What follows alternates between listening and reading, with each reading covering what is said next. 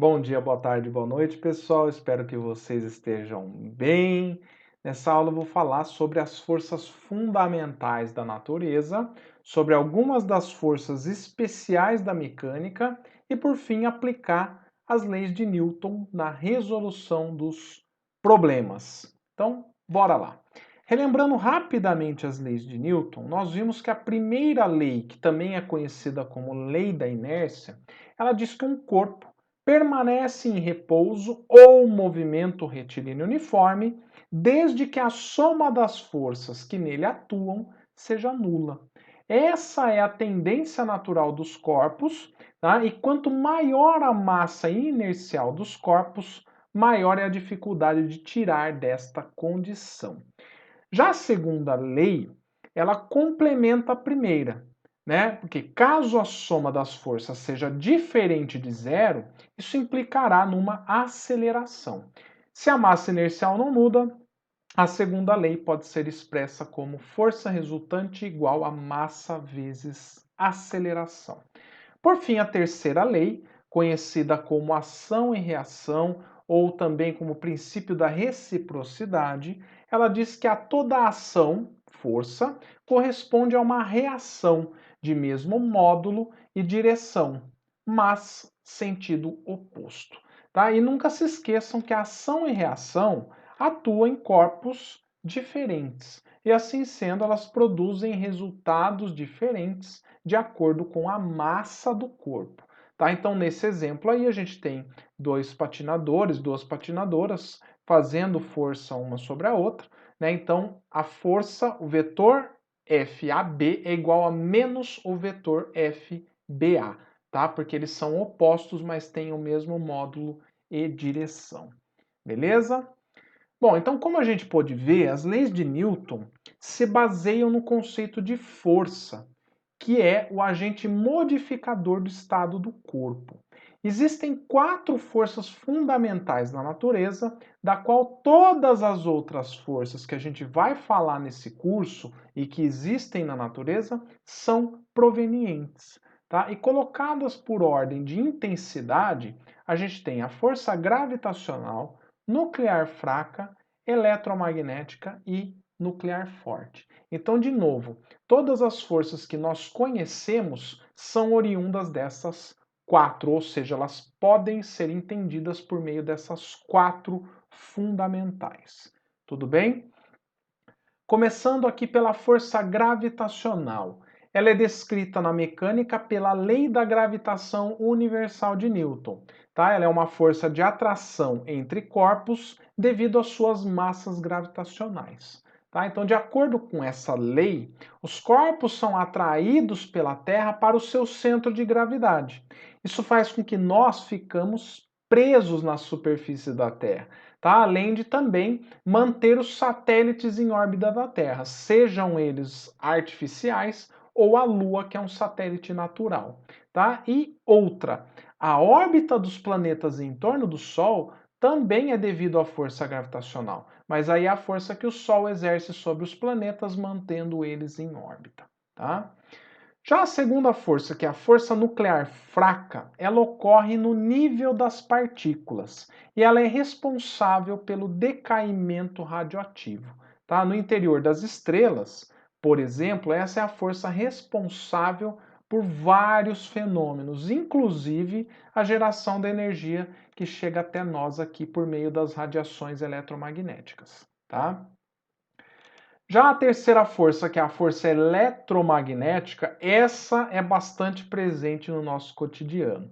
A gente percebe ela na interação dos ímãs entre eles ou com a parede da geladeira, tá? Ou quando a gente leva um choque ao sair do carro, né, encostar na lataria, tá? Mas também, por incrível que pareça, essa força ela também dá origem às forças de contato entre corpos, tá? Como a força de atrito, tração, elástica, normal e as demais interações mecânicas que ocorrem no nosso dia a dia, tá? Eu quero que vocês vejam esse trecho de vídeo da série Cosmos. Então saiba que você não encosta em nada.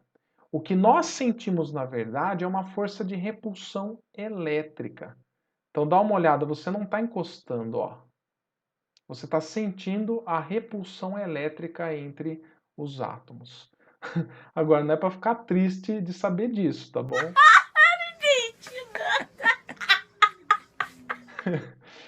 Bom, e por fim, para a gente fechar as forças fundamentais, a força nuclear forte é aquela responsável pela coesão do núcleo atômico. Ou seja, é essa força, gente, que mantém os prótons e nêutrons no núcleo atômico. Tá? E ela é dominante para curtas distâncias, sendo muito maior que a força de repulsão elétrica nos núcleos atômicos. Então lembra lá quando você aprendeu na aula de ciências do fundamental que o núcleo ele é composto por prótons e nêutrons? Você nunca se perguntou, mas como é que se carga positiva repele positiva? Por que o núcleo fica unido? Então tá aí, esse núcleo fica unido por conta da força nuclear forte. Beleza? Agora, as forças que a gente usa bastante na mecânica, né, são força-peso, definida em termos da força gravitacional, e as forças elástica, normal, tração e atrito. Essas quatro últimas, gente, elas são oriundas da interação eletromagnética, tá? Mas elas recebem esses nomes para facilitar o seu uso no dia a dia, tá? Inclusive, elas também são chamadas de forças de contato.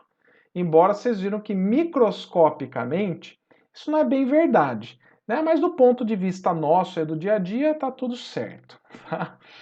Bom, então agora voltando, né? A gente quer chegar na força-peso. Então para isso vamos voltar lá na lei da gravitação.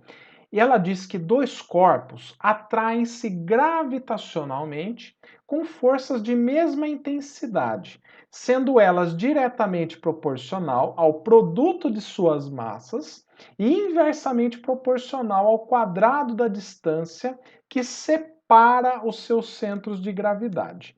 Tá? Gzão é a constante da gravitação universal, e veja que ela foi determinada mas quase 100 anos depois de Newton por Cavendish, tá? E o valor que ele obteve experimentalmente foi algo em torno de 6,67 vezes 10 a menos 11, tá? Claro que esse é o valor atual, mas ele chegou muito perto disso. Essa constante, gente, presta atenção no número dela. Ela faz com que a força gravitacional ela seja pequena comparada às outras. É só a gente ver o expoente 10 elevado a menos 11. Esse sinal aí de 10 a menos 11, o negativo aí, significa que você tomaria aí o 6,67 e dividiria ele por 100 bilhões. Esse é o valor de G, tá? É por isso que a gente não vê massa atrair massa no nosso dia a dia, tá? Mas isso é diferente com a Terra, tá? Como a massa da Terra é muito grande, qualquer corpo com massa e próximo dela é atraído por ela até o seu centro, tá? Só para vocês terem uma ideia, a massa da Terra é de aproximadamente 6 vezes 10 elevado a 24 quilogramas, tá? E é por isso que quando a gente solta qualquer objeto que a gente está segurando, elas caem, tá? A Terra puxa esses objetos com essa força de origem gravitacional para o seu centro. E o bacana de tudo isso é que a gente pode calcular essa força. Tá? Para um objeto muito próximo da superfície da Terra, a distância do objeto ao seu centro é aproximadamente o raio da Terra, tudo bem? Que é da ordem de 6,37 vezes 10 elevado a 6 metros. A força gravitacional com que a Terra puxa um objeto de massa m0, então, é dada por G mão da Terra vezes m0 dividido por r ao quadrado. Se a gente substituir os valores, né, a gente tem que F é igual a 6,67 vezes 10 a menos 11 vezes 5,97 vezes 10 a 24 dividido por 6,37 vezes 10 a sexta ao quadrado. Então, se você fizer as continhas aí, tirando, claro, o m0 que eu não pus o valor, o que vai acontecer é que nas proximidades da Terra vai dar sempre algo em torno de 9,81 vezes m0. Ou seja, nas proximidades da superfície da Terra, esse valor de 9,81 não muda praticamente, tá? E ele tem unidade de aceleração. E é aí que vem a tal da aceleração da gravidade, tá? Basta também você comparar, né, com a segunda lei de Newton. Então aí você vê que esse termo é uma aceleração, já que ele é um produto entre esse número vezes a massa. Então tem que ser aceleração, tá?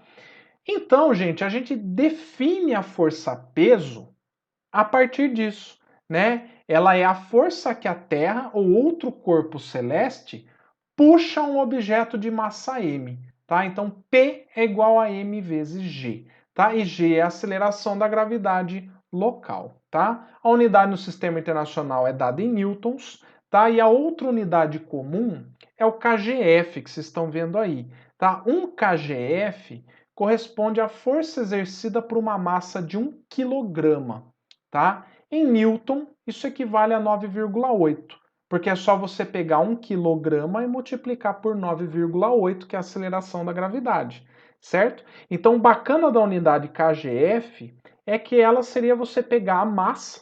Então, a massa de 1 quilograma exerce uma força de 1 quilograma força. Entende? Então, essa é uma unidade bacana que os engenheiros gostam de usar, tá?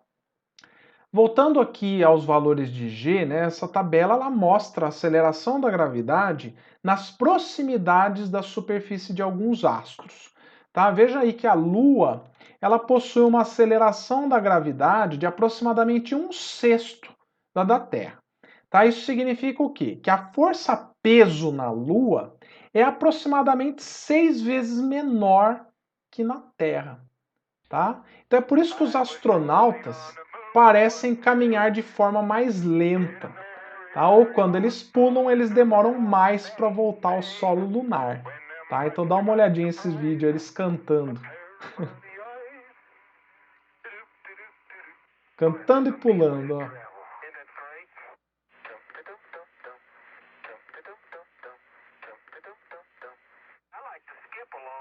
Que alegria, hein? Ó.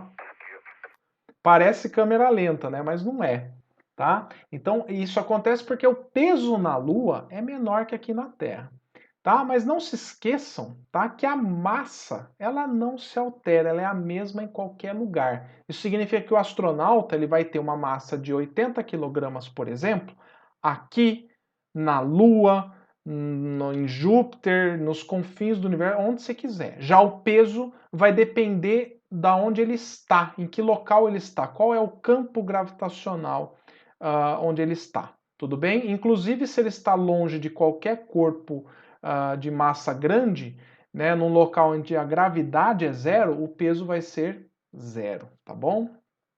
Então, isso é importante destacar para vocês.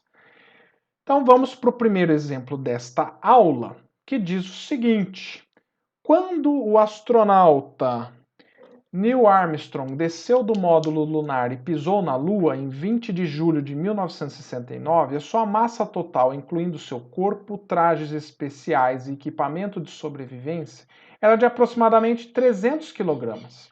O campo gravitacional lunar é de cerca de 1/6 do campo gravitacional terrestre.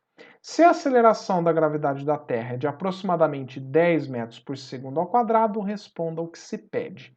Item A. Qual o peso do astronauta na Terra? O peso do astronauta na Lua? E qual a massa do astronauta na Terra e na Lua? Bom, gente, então com base nos dados, no item A ele pede o peso do astronauta na Terra. Então basta a gente fazer m vezes g da Terra, certo?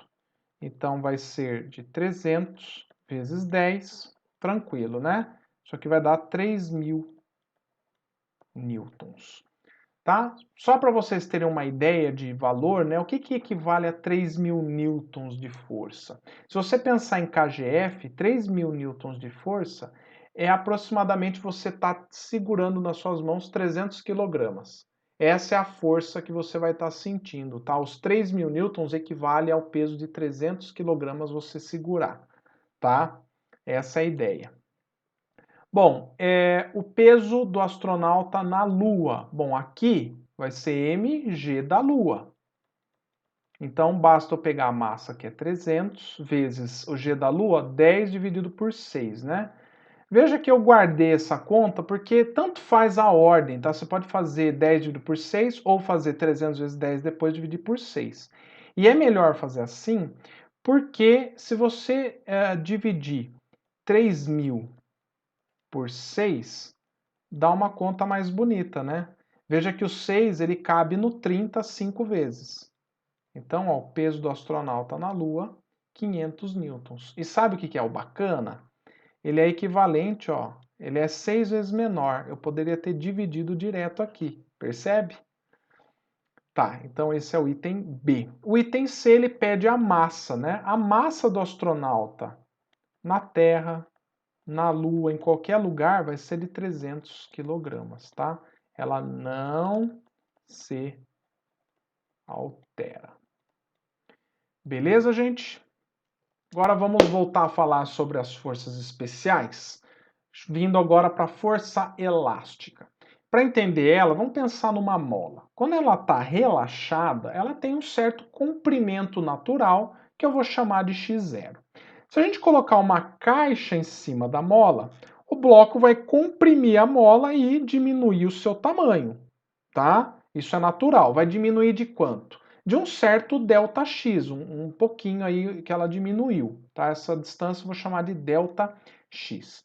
Se a gente usar aí uma superlupa para observar o que está acontecendo aí do ponto de vista microscópico, nós veríamos os átomos do bloco interagindo com os átomos da mola. Tá? Veja que os átomos do bloco empurram os átomos da mola para baixo, o que faz a mola diminuir seu comprimento. Tá? E como esse não é o seu estado natural, os átomos da mola fazem uma força sobre o bloco para tentar voltar ao seu tamanho normal. Tá? A força que ela faz é proporcional à variação do comprimento da mola. Tá? Então a força elástica ela tem uma importância experimental muito grande, porque através dela a gente pode medir forças. É isso que aqueles instrumentos chamados dinamômetros fazem, tá? Então a famosa lei de Hooke, que você já deve ter ouvido falar, tá? Ela diz que para corpos elásticos e dentro de um regime elástico, a força é proporcional à deformação ou elongação desse corpo, tá? Então, se você tem um corpo preso a uma mola, a força aplicada por ele é proporcional à deformação observada, tá? E essa lei pode ser expressa por FEL, né, de força elástica, igual a K vezes ΔX, onde esse K é a constante elástica, que depende aí das características de construção da mola. No sistema internacional, a unidade de medida de K é newtons por metro, porém você pode achar aí também newton por centímetro, newton por milímetro, kgf por centímetro, enfim, uma imensa quantidade de unidades possíveis. Tá? Agora vamos entender o que esse K significa. Uma mola de constante elástica de, por exemplo, 4.000 newtons por metro, significa que para você esticar essa mola de 1 metro, você tem que fazer 4.000 newtons. Tá? Você sabe do dia a dia que você não vai conseguir esticar 1 metro porque ela vai deformar e não vai voltar para o estado natural. Mas o que vale aí é a proporcionalidade. Se eu quiser puxar ela de meio metro, eu preciso fazer 2.000 newtons. Se eu quiser puxar ela de 0,25 metro, eu preciso fazer 1.000 newtons e assim por diante. Tudo bem, gente? Continuando, a força normal, que é mais uma das forças especiais, é uma força de contato entre corpos, outra delas, né? Uma caixa sobre uma superfície exerce força sobre ela, tá? E a superfície reage empurrando essa caixa, né, com outra força para cima, tá? Novamente, a origem dessa força é eletromagnética, né? É os átomos de cada um deles trocando forças, impedindo que um corpo penetre sobre o outro. Tá? E o resultado macroscópico disso é a força que nós chamamos de normal. Tá? E ela chama normal porque ela é perpendicular à superfície de contato. Tá? Não se esqueça que a normal, então, ela é sempre perpendicular, e se eu coloco uma caixa em cima de um plano e eu vou inclinando esse plano, a normal vai acompanhando, tá, a superfície horizontal em que ela está apoiada. Tudo bem? Bom, e para fechar a aula, a força de tração é aquela que atua em uma corda ou num fio, tá? E transmite essa força aos corpos que estão em contato, tá? Então veja aí no exemplo que uma força F puxa uma caixa 2 ligada por um fio a uma caixa 1. Quando a corda está esticada, o que vai acontecer? Você vai ter uma tração, né, que o fio vai fazer na caixa 2, tendendo a dificultar o movimento dela para a direita, certo? Já na caixa 1, também eu vou ter uma tração que é transmitida por esse fio, tá? E essa força de tração na caixa 1 vai fazer com que a caixa 1 ande para a direita. Tá? Então veja isso, a tração atrapalha a caixa 2 de andar para a direita, já para a caixa 1 é o que faz ela andar para a direita. Tá? Bom, a princípio, gente, as trações aplicadas em cada lado do fio, elas não são iguais, tá? Porém, quando a massa do fio ela é muito menor do que o das caixas aí, então ela pode ser desprezada. E esse fio ele é inextensível, tá? Ele não atua que nem uma mola, né? Então a tração ela é a mesma ao longo do fio, tá? E esse tipo de cabo a gente chama de fio ideal. Tudo bem?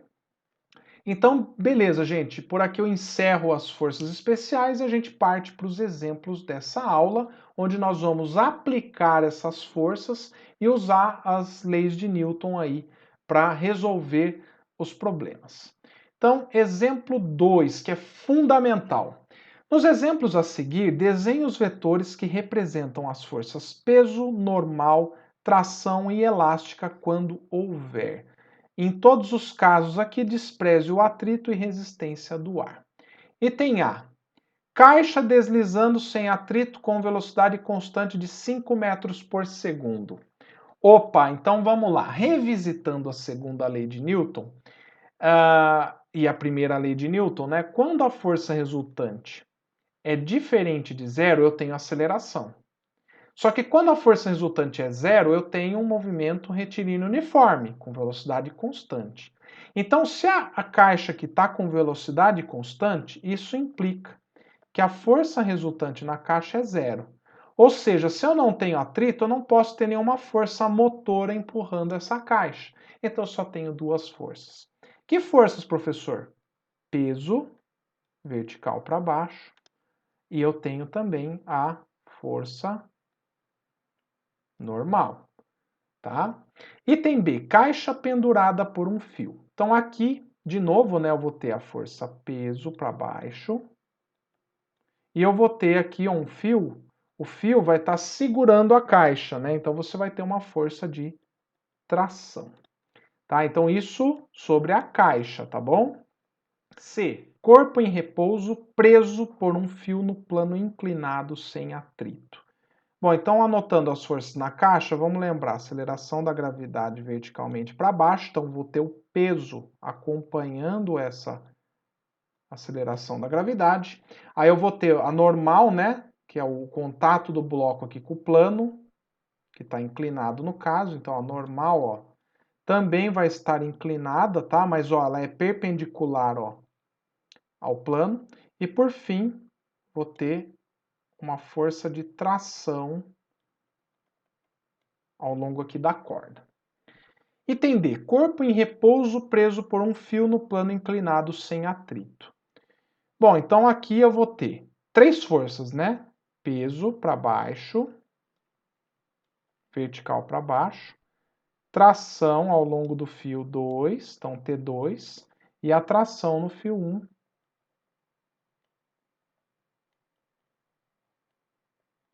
T1. Tá?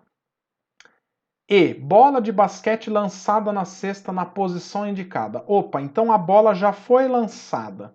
Por incrível que pareça, a única força que eu tenho atuando sobre a bola depois que ela deixou a minha mão é só a força peso, que é vertical para baixo.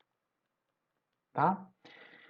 Item F, esfera em equilíbrio presa por uma mola. Então veja que a mola, ó, ela está esticada para baixo. Então eu vou ter aqui duas forças, peso e a força elástica para cima. Tá? Por que a força elástica é para cima? Porque a mola ela vai puxar esse corpo para tentar voltar ao seu estado natural. Tudo bem? Então esse exemplo, gente, ele é fundamental. Saber marcar as forças que atuam num corpo é muito importante para a gente poder resolver os problemas que vêm em seguida. Tudo bem? Exemplo 3. Um bloco de 2 kg está sobre uma mesa horizontal em repouso. Dado que g é igual a 10 metros por segundo, faça o que se pede. Item A. Represente graficamente as forças exercidas sobre ele, sobre o bloco. B. Determine a resultante das forças. E C. A força normal. Gente, então começando aqui, que forças que atuam sobre a caixa? Você vai ter o peso devido à gravidade terrestre e a força normal, que é exercida pela superfície no bloco, tá? Então, gente, como eu só tenho essas duas forças e o bloco está em repouso, não tem jeito, né? A força resultante sobre o bloco tem que ser zero, tá? Essas duas não vai fazer o bloco sair voando para cima nem para baixo, tá? Então a força resultante é zero. E por fim, para calcular a normal, veja que para a força resultante ser zero, significa que essas duas forças têm que ser iguais. Concorda? Porque o que é a força resultante? É a soma das forças, não é? Então aqui eu vou adotar o sentido positivo para cima. Então isso significa que a normal menos o peso é a força resultante, e isso dá zero, como a gente viu no item B. Então, a normal é igual ao peso. Ah, mas como é que eu calculo o peso da força? Olha, o peso da força vai ser m vezes g. E aí basta eu fazer 2 vezes 10.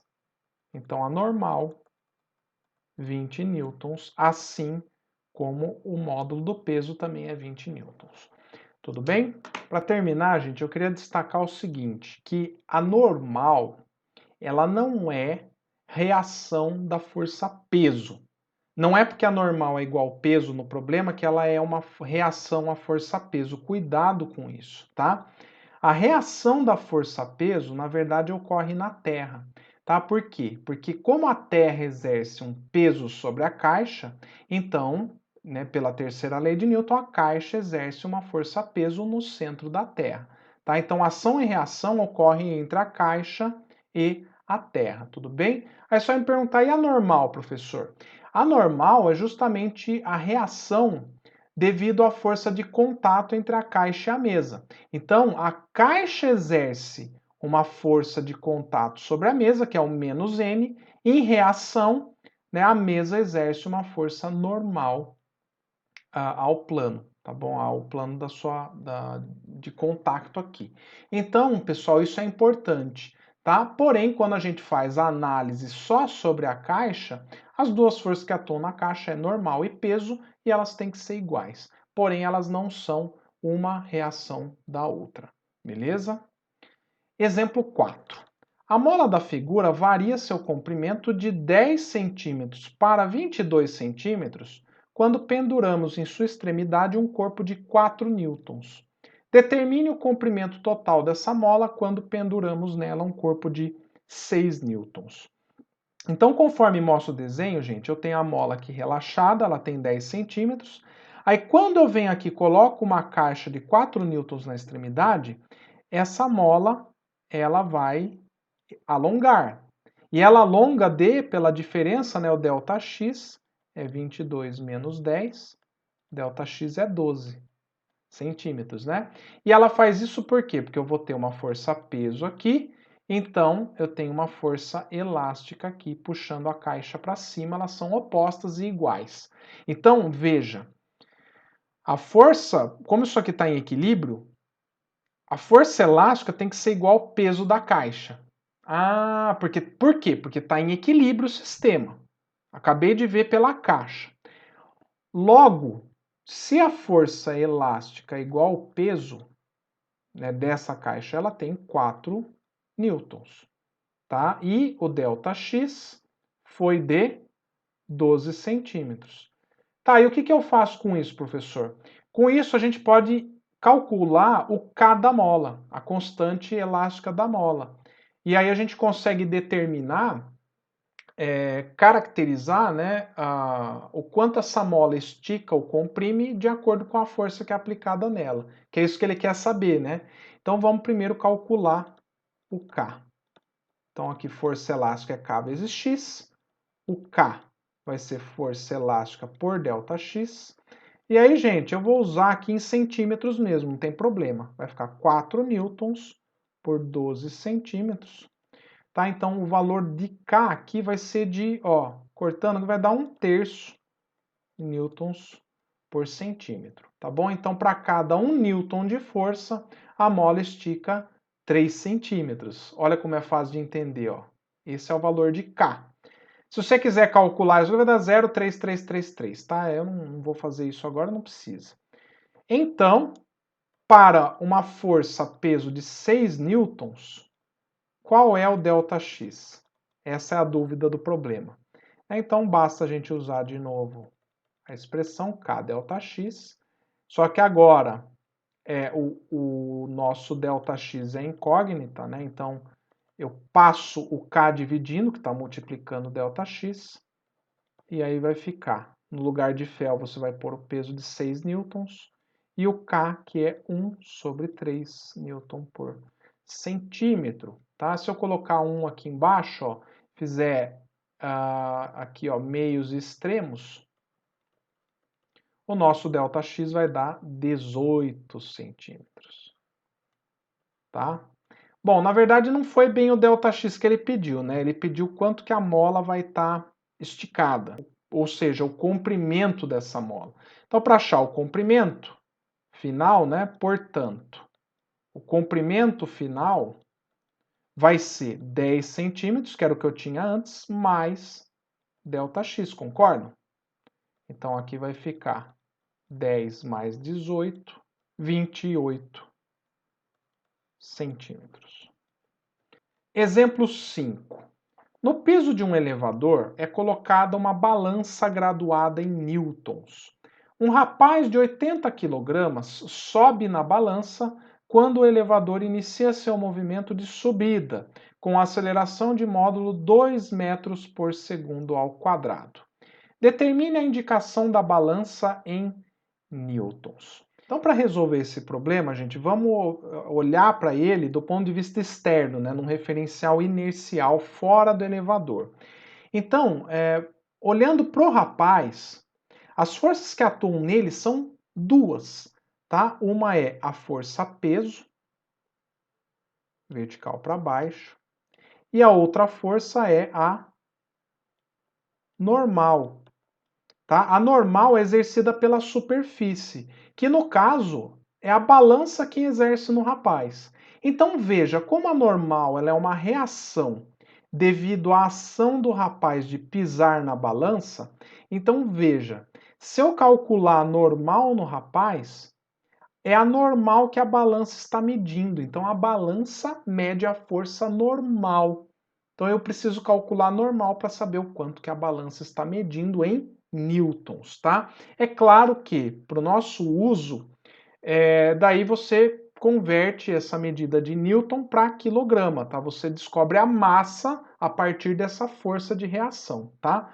Mas então, com base nisso, vamos escrever a segunda lei de Newton para o rapaz. Então, força resultante sobre o rapaz é a massa dele vezes a aceleração. Tá? E a gente lê aqui no texto que esse rapaz ele sobe junto com o elevador com uma aceleração de 2 metros por segundo ao quadrado. Tá? Então, veja que eu vou ter que ter uma força resultante sobre ele. Mas eu só tenho essas duas forças, né? Então, o que vai acontecer? O que vai acontecer é que a normal, nesse momento de aceleração, ela tem que ser maior que o peso. É por isso que você sente um tranco, né? Você se sente mais pesado quando o elevador começa a subir, né? Quando ele inicia a aceleração, tá? Então, basta a gente fazer que a força resultante é massa vezes aceleração. Força resultante, olhando aqui, ó, para cima é positivo, então eu vou ter a normal sendo maior do que o peso. E eu tenho que subtrair as duas para achar a força resultante, correto? Então aqui vai ficar normal menos o peso é igual a massa vezes a aceleração. tá? Então eu preciso aqui calcular a força-peso, né? Vamos fazer isso aqui no cantinho, ó. O peso do rapaz vai ser 80 vezes a gravidade, que é 10. Então o peso dele é 800 newtons. É isso que a balança pesaria com o elevador parado ou subindo ou descendo com velocidade constante, tá? Mas não é a situação. Então aqui vai ficar N menos 800 igual a massa, que é 80, e a aceleração do rapaz, que é 2. Ele está subindo, né, a favor do eixo Y. Então isso aqui vai dar N menos 800 igual a 160. Já isolando a normal, 800 mais 160, normal é de 960 newtons. Tá? Então, é esse cara aqui, né? Essa é a indicação da balança. Tá? Por quê? Porque é a força que o rapaz imprime sobre a balança e não o peso. É isso por hoje, espero que vocês tenham gostado dessa aula, tá? Qualquer dúvida me procurem aí nos atendimentos ou pelo Moodle, beleza? Então um grande abraço a todos.